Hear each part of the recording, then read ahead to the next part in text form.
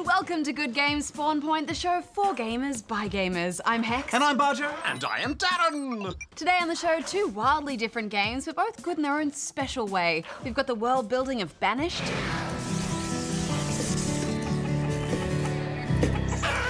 And the frantic arcade play of TxK.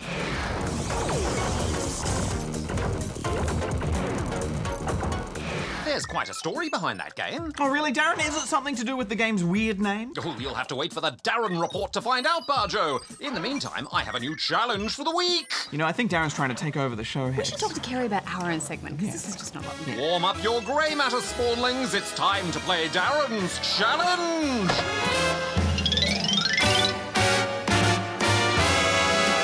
This week I have a mystery game.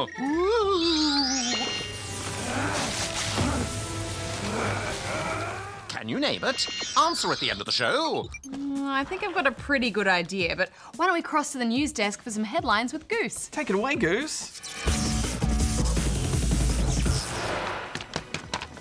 Goose here, bringing you the latest and greatest gaming news for this week. Warner Bros. Pictures has acquired the rights to create a Minecraft movie. Talks are underway to turn the blocky world into a live-action film, with the Lego Movie producer Roy Lee currently set to produce it. The report was all but confirmed by Minecraft creator Marcus Notch Persson when he tweeted, "Someone is trying to leak the fact that we're working with Warner Bros. On a potential Minecraft movie. I wanted to be the leak." Sony and Nissan have announced that Australians will now be eligible to compete in the Gran Turismo Academy program. The program will take the top 28 Gran Turismo players in the country and put them through a series of real and virtual challenges. The 6 best performers will then be sent to compete in an international finals event held at the famous Silverstone track in the United Kingdom, and the winner of the finals event will go on to be trained to become a professional driver. Nintendo has announced that it will be ceasing their online services for both the Wii and the DS.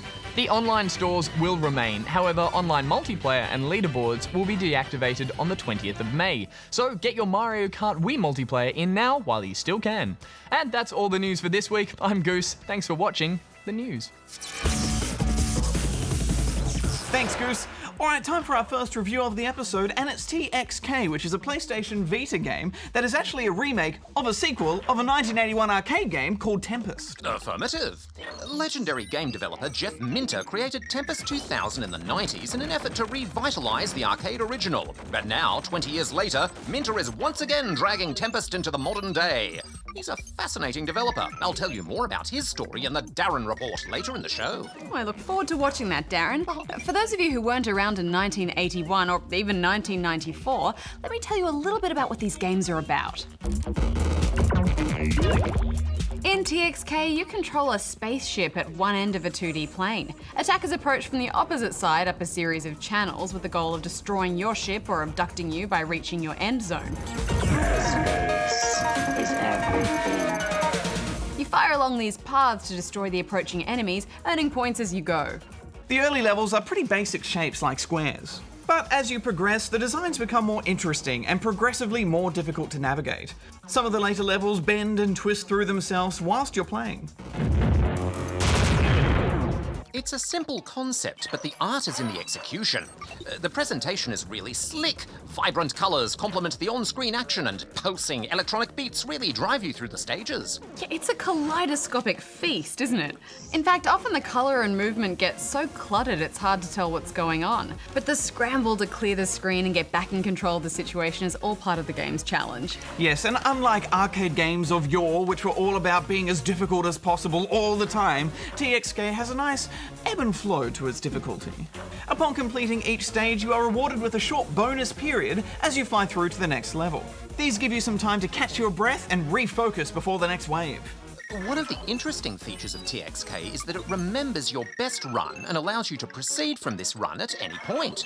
If, for instance, you reach level 20 with 4 lives and a killer score, but noobed out miserably on this round, you could start a new game from level 20 at any time with the same lives and score. It really encourages you to push your way through all 100 levels. There are a number of different enemy types with unique movement and attack patterns which you'll have to learn. But you also have a variety of weapons and power-ups at your disposal to help you take on any foe. Yes, you start each round with a bomb. You only get one per round, but with a touch of the Vita's screen, a huge wave will blast out, destroying all of the enemies that are in the play area. It's also a good tool for score chasers because you gain a point bonus for each enemy killed. Affirmative. Also, as you play through the levels, you'll have the opportunity to grab power-ups which are drifting up the board. Collecting these gives you bonuses to your weapon's damage and fire rate, and the occasional one-up. And then there's the AI droid that will quickly become your best friend. Affirmative. Just like you, Darren. The droid is a big spiky ball which rolls over enemies that have reached your end zone, and also fires down lanes to help you mop up baddies. Out of all the droids I've ever met in my entire life ever put together, this one is absolutely, without a doubt, my total favourite. Second favourite. All right. What are you giving it, Hex? Well, I was worried that this would start to feel a little bit dated next to modern arcade shooters like Geometry Wars, but TxK really feels at home in 2014. It's fast-paced and really fun, so I'm giving it 8 out of 10.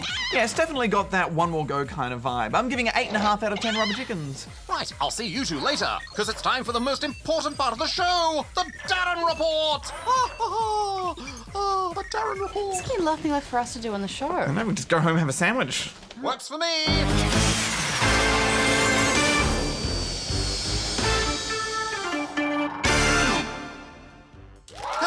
And welcome to the Darren Report. Today we shall be looking at one of the most resilient figures in the video game industry, the independent developer Jeff Minter, founder of Llamasoft.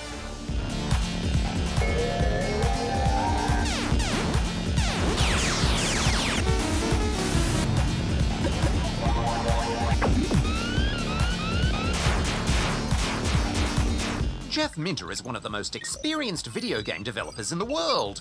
In fact, he's been making games for 33 years now, a third of a century.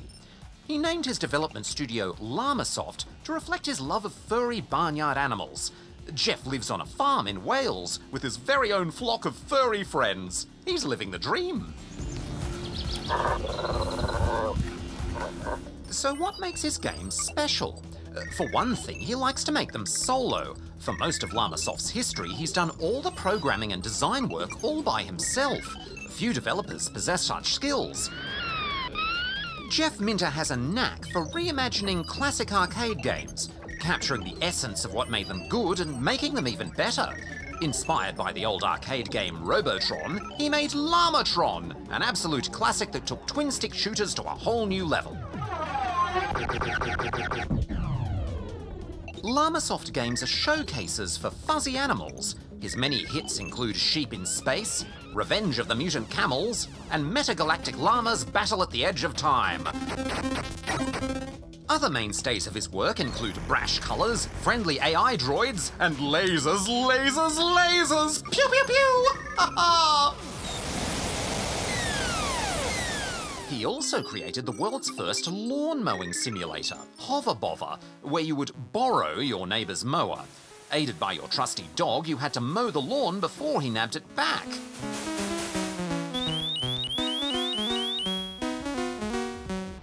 But it's not just games. Jeff has also made bold experiments with light synthesizers, programs that let players fool around with colours and patterns. The perfect accompaniment for trancey disco music.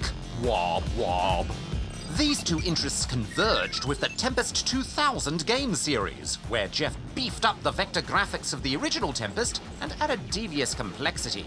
Though he may have gone too far with Space Giraffe for Xbox 360, what with its flashy vortices of audio-visual whimsy.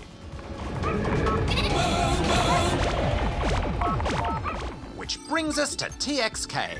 Jeff Minter combined everything he's learned in over 3 decades of programming to make a space shooter that's out of this world. And that's a wrap for the Darren Report. Back to you, Bajo and Hex. Okay, Bajo, you ready to answer some questions? Yes. All right, well, let's get started with this one from I Am Billy, who is in the land of awesomeness in Queensland. Sorry if I'm distracted, Hex. I'm just writing a very long and strongly worded email to Darren because I think he's trying to take over the show and then also the state and then French Perth and then probably the world. Well, his segment was pretty good, though, wasn't it? Yeah, it was pretty good. But he really loved learning about Jeff Minter. He can't be taking over the world every day. Hi, good game. My name's Billy, duh. And I just wanted to ask you a few questions. 1, have you heard of the rumour of the Nintendo Fusion? I like it. 2, do you have a 2DS? 3, Is there a video of 3DS SSB4 gameplay? 4. Why is the 3DS version of LEGO Marvel so different to the PS3, Xbox, etc.? Thanks, keep being awesome. Do these. Bye. Well, hi, Billy. Yes, we have heard about the Nintendo Fusion rumour, but to be honest, it sounds a little far-fetched. So, we think it's probably more fantasy than reality. Yes. Basically, for those who haven't heard, there was a rumour floating around that Nintendo's next console is codenamed the Fusion. The gist of it is that it would be 2 consoles in one. So, you get a standard home console, which, according to the specs, is much more powerful than a PS4 or Xbox One. And it would come with a handheld console similar to the 3DS, but it would be more powerful than the Wii U.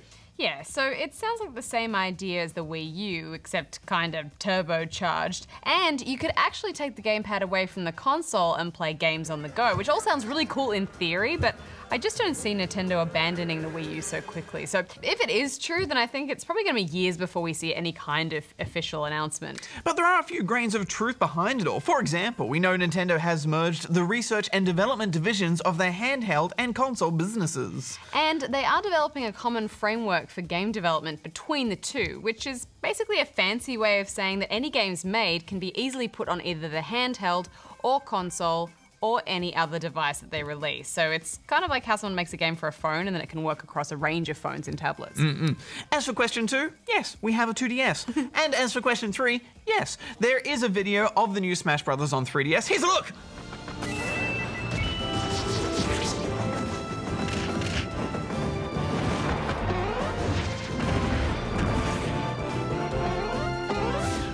And as for why LEGO Marvel is so different on 3DS, well, it's technically a completely different game. It's called LEGO Marvel Superheroes Universe in Peril. So it isn't even trying to be a 3DS version of the other versions, it's just doing its own thing. And I guess they made a special handheld version because firstly, handhelds have a bit weaker hardware than the major consoles, and portable gaming calls for slightly different design. You want more short, quick-fire experiences on handhelds as opposed to the big sprawling games that you sit down and play for hours. But let's move on to this one now from Bruce Wayne, who is in Gotham City, outside Australia. You know, Bruce Wayne's actually Batman. I think Bruce Wayne isn't Batman, obviously, because I'm Batman. I mean, no, I'm not. He probably is.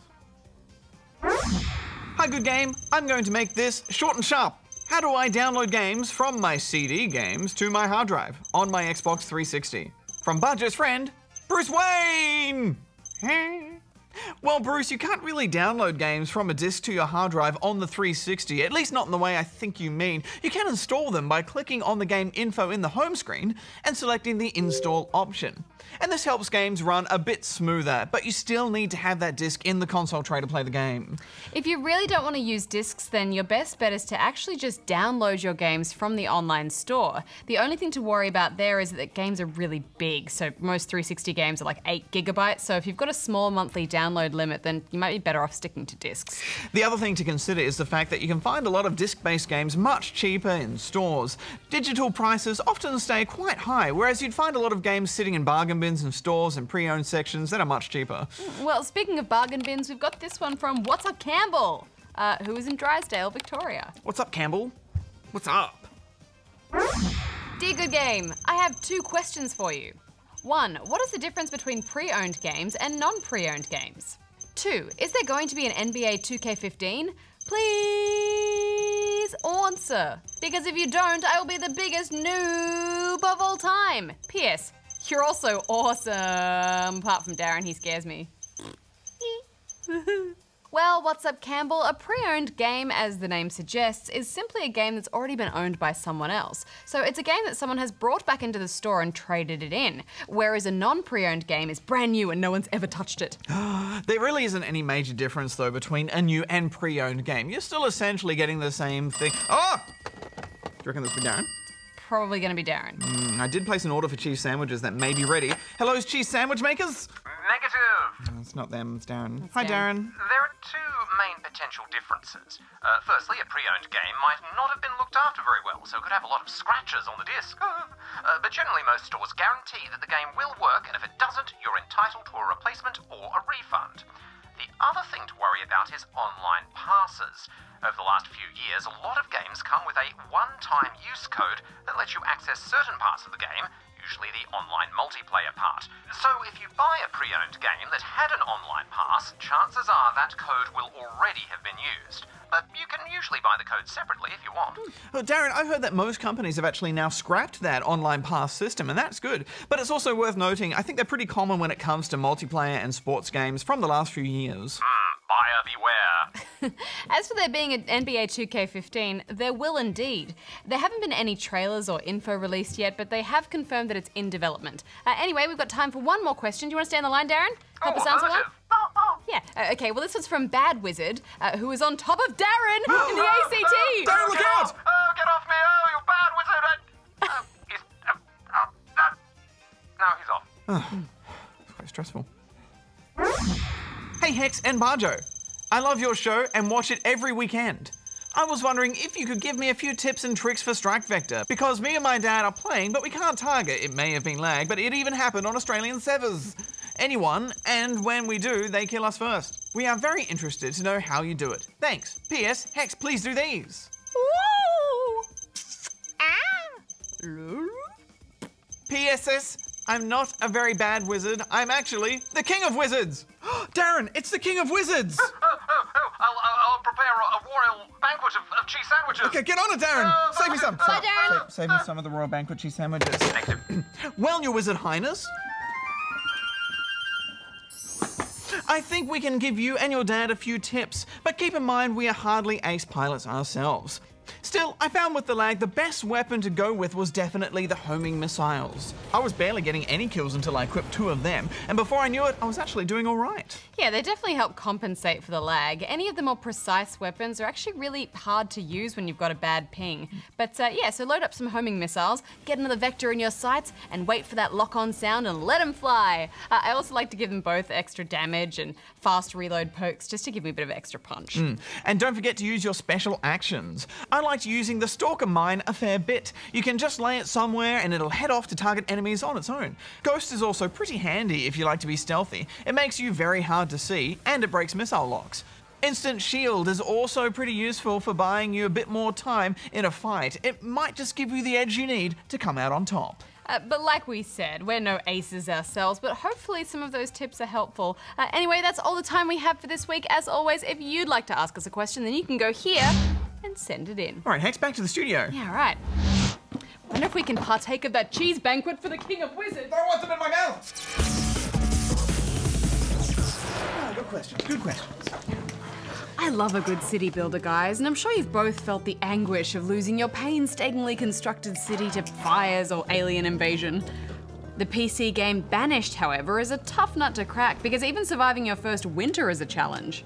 The cast out, or banished, citizens of a remote pre-industrial community are left to fend for themselves and start their own way of life. You start out with very little. Your banished citizens must immediately start collecting resources and stockpiling them. They'll need to use these items to build enough houses to stave off the cold, create enough farmland for food, and build a storage barn to keep the food from getting spoiled.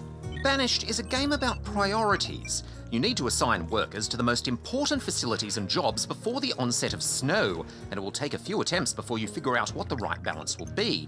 Starting with a forester's lodge to manage the production of wood is a good idea, followed by a wood chopper to turn some of that into firewood, or your citizens will freeze. But they can also get sick, so you'll need a herbalist to make medicine. And it's not like SimCity, for example, where you just shell out piles of gold to create each building. You're forever cutting trees and collecting stone for every construction. And individual workers need to be told to do those jobs. And even then, the production of each building or farm needs to be individually managed to ensure everything runs smoothly. And honestly, guys, sometimes that just seemed impossible. I know. I mean, this is where I started to feel myself getting a little bit overwhelmed. I had farms of chickens and sheep, orchards and crops, but still my people would be starving. Eventually I started to get the hang of it, but it's a slow process. Yeah, sometimes I had so few people available to do all their various jobs that I just stopped production on everything and had about 5 people fishing for food just so we had enough to get through the winter. Yeah, I was doing okay until one of my farms developed an infestation. I immediately tried to build a new disease-free farm for them to move into, but I couldn't build it fast enough, so they all died. But I bet you didn't make that same mistake again. True. The next time I had a backup farm ready to go, so at least my chickens survived. The main way you can expand your town is by building more houses so that new families have room to grow. But that can be a problem too, because all the children are too young to work and they eat all the food. It's amazing how quickly the tide can turn, isn't it? I ended up calling my town's Living Town, and please just stay alive-ville, in hopes that would make a difference. In saying that though, Banished is wonderful for the very reason that it bases its difficulty on the simple reality of survival, and I love that. Once you're doing well enough to build yourself a town hall, nomads will occasionally wander by requesting citizenship. So this can be a good way to boost your population. Affirmative. Also, setting up a trade route to barter for the items you need is a smart idea. It's always so exciting when that little boat arrives. What do they have for me today? Let's trade! It's good for those sorts of things you don't have, like a particular type of livestock, but I also found it useful for those types of materials that your citizens are a little slow to collect for themselves. I had a mine and a quarry to try and get more stone and iron to build with, but not enough people to work in them. Sometimes it can feel like an eternity for some things to happen in this game. Yeah, honestly, I think this is an experience that will really appeal to people who don't want to be guided and really want to figure things out for themselves. There will be a lot of instances where you feel like you're doing everything right and yet everything is going wrong. It'll take a lot of tweaking and fiddling before you're able to figure out why your citizens aren't doing what they're supposed to.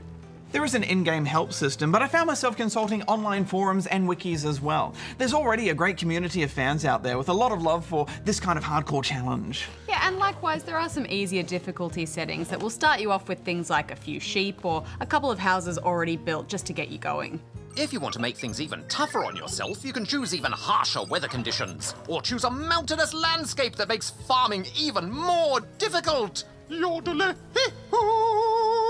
I'm not sure I'd like to make this game any more difficult than it already is, Darren. What are you giving it, Hex? Well, it's tough, but in all the right ways. I do wish I could have managed to get things progressing a little bit more quickly, as I started to get a bit bored at times, but I just love a game that bases its mechanics around the harshness of living off the land, so I'm giving it 8.5. I'm giving it 8 out of 10 rubber chickens. Yodele.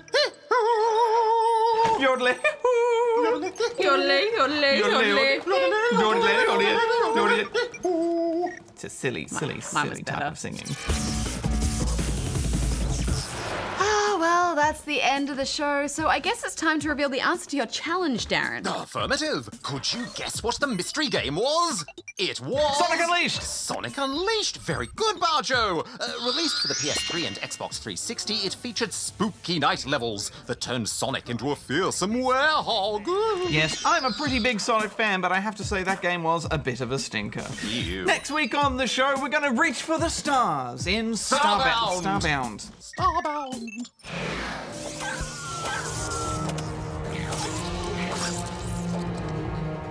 It's a little bit like Terraria, that game, doesn't it? Well, it is a sandbox-style game, so those comparisons would be accurate, Hex. Just add starships and space aliens. Well, until then, Bajo out. Hex out. Darren out. It's been a while since I've been to space. I hope you two have got your spacesuits dry cleaned. A space episode. Dress-ups. I like dressing up. I like dressing up as a spaceman. What's your spaceman, spacewoman name, Hex? Star Cruiser Hex. Ah, you know what mine is? What's that? Mine is Asteroid Face Bajo. Okay. I'm still working on it. It's a work in progress. Sure. Work in progress.